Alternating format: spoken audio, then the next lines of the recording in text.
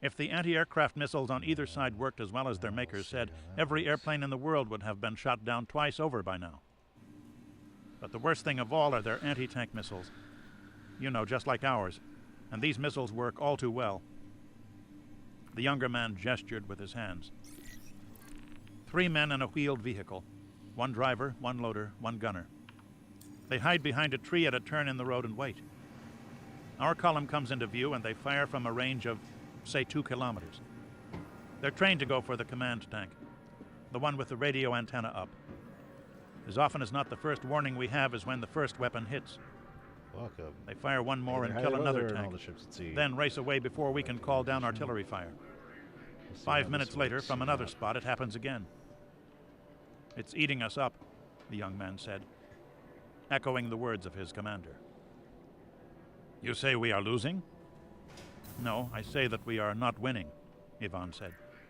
Yes. But for us, that is the same thing. He continued with the message from his commander and saw his father settle into the leather seat of the car. I knew it. I warned them, Vanya. The fools! Ivan gestured with his head to the driver. His father smiled and made a dismissive gesture. Vitaly had served Sergetov for years. His daughter was now a doctor because of the minister's patronage. His son safe in the university, while most of the young men in the country were under arms. Oil expenditures are 25% above predictions. That is 25% above my ministerial predictions.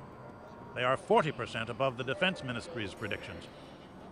It never occurred to anyone that NATO aircraft would be able to find our hidden petroleum storage facilities. My people are reevaluating national reserves even now. I am to receive the interim report this afternoon if it's ready on time. Look around, Vanya. See for yourself. There were hardly any vehicles in view, not even trucks. Never a lively city, now Moscow was grim even to Russian eyes. People hurried along half-empty streets, not looking around, not looking up. So many men were gone, Ivan realized. So many of them would never return. As usual, his father read his thoughts. How bad are casualties? Dreadful. Far over estimates. I do not have exact numbers. My posting is intelligence, not administration. But losses are very bad. This is all a mistake, Vanya, the minister said quietly. But the party is always right. How many years did you believe that? Nothing can be done about that now, Father. We also need information on NATO's supplies. The data that gets to us at the front is overprocessed, shall we say.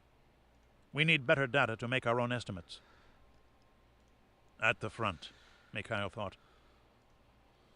His anger at those words could not entirely suppress the pride he felt at what his son had become. He'd worried often that he'd turn into another young nobleman of a party family.